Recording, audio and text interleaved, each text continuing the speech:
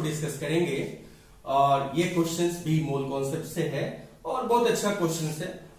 इसमें कुछ basics data हैं और उस डेटा के हेल्प से हमें कुछ कैलकुलेशन करने हैं। तो ये है question number 6। In a textile mill a double effect evaporator system concentrates weak liquor containing 4% by mass caustic soda to produce a lye containing 25% solid by mass. What is the weight of water evaporated per 100 gram feed in the evaporator?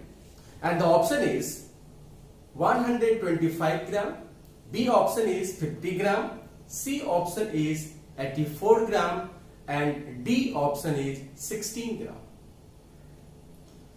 यहाँ पे हमें जो भी data दिया गया है इसके help से पूछा जा रहा है कि जितने भी वाटर इवेपोरेटेड हो रहे हैं उनका वेट निकालना है। अगर हम इवेपोरेटर में जो वीक इलेक्ट्रोलाइट है उसको हम 100 ग्राम फीड करते हैं, तो यानी अगर हम बात करें यहां पे तो हमारे पास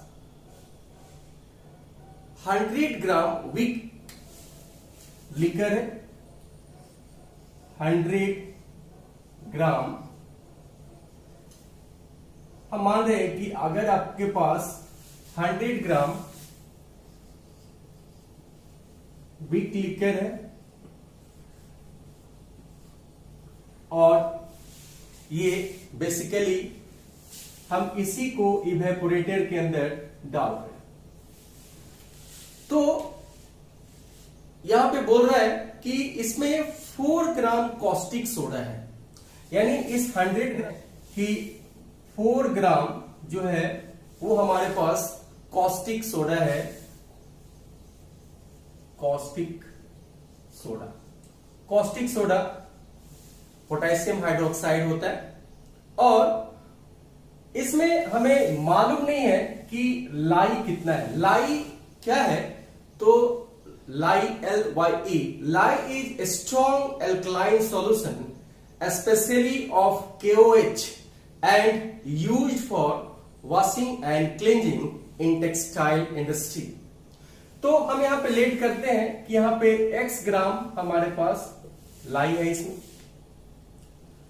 अब हम यहां पे बात करते हैं कि जो लाई प्रोड्यूस हो रहा है वहां पे प्रेसिपिटेट हो रहा है, तो कॉस्टिक सोडा इन लाई अगर हम बात करें तो ये डेटा दिया गया है कि 25%। यानी अगर आपके पास 100 ग्राम लाई का प्रोडक्शन हो रहा है उसमें से 25 ग्राम जो है वो caustic soda as a solid बन रहा है, तो उसमें से जब x ग्राम होगा तो उसमें आप कितना आएगा?